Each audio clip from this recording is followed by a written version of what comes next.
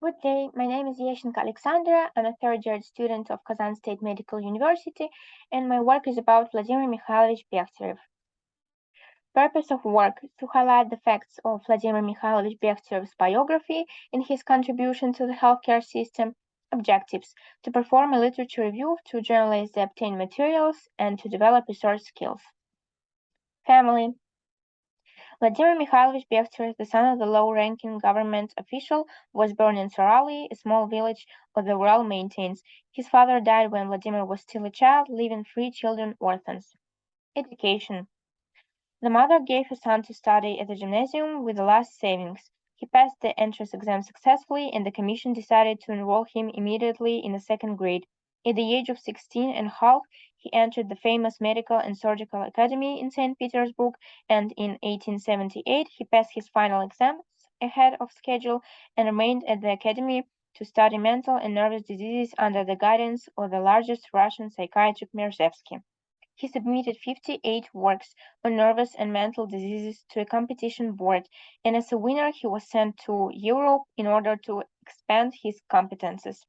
In Germany, he attended to lectures by Westphal, Ludwig, de Bouy-Raymond, and later he worked with Fletchik and Wundt.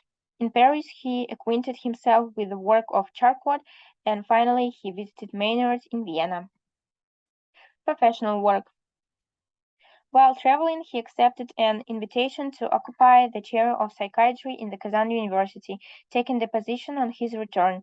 There, he reorganized the chair and founded a psychophysiological laboratory, the first in Russia in 1885, with special equipment and trained collaborators to study morphology and physiology of the nervous system. Many of his works were published in Kazan, in particular the conduction pathways in the brain and spinal cord.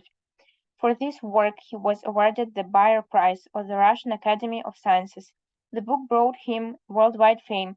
All modern atlases of the brain are based on it. In it, Bekhterev showed the relationship between individual areas of the cerebral cortex and internal fiber and tissues, and also proposed a fundamentally new method for studying the brain. In 1891, Vladimir Mikhailovich organized and headed the Neurological Scientific Society in Kazan. In 1893, the society began to publish the magazine The Journal of Neurology, which Bekhterev edited. Later that year, he headed the Department of Mental and Nervous Diseases at the Military Medical Academy in St. Petersburg. In 1907, he founded a psychoneurological institute. At that time, Bekhterev published The Objective Psychology, in which he laid the foundations for a new trend in psychology. In his view, all mental processes were accompanied by reflexes, which could be observed and analyzed. In his work, Bekhterev also distinguished individual, communal, national, and comparative psychology. He also suggested that child psychology become a separate area of science. And some more information. Bekhtérev's name is connected to 13 eponyms, the most famous including Bekhtérev's disease, Bekhterev nucleus, and Bekhtérev's nystagmus. For more than 40 years, Bekhterev has been studying and therapeutically using hypnosis, including in alcoholism. Furthermore, Bekhterev studied the clinic and pathogenesis of hallucinations, described a number of forms of obsessive states, various manifestations of mental automatism. In conclusion, Bekhterev was an intellectually gifted person whose contribution to neurology was remarkable. Thank you for your attention. That's all.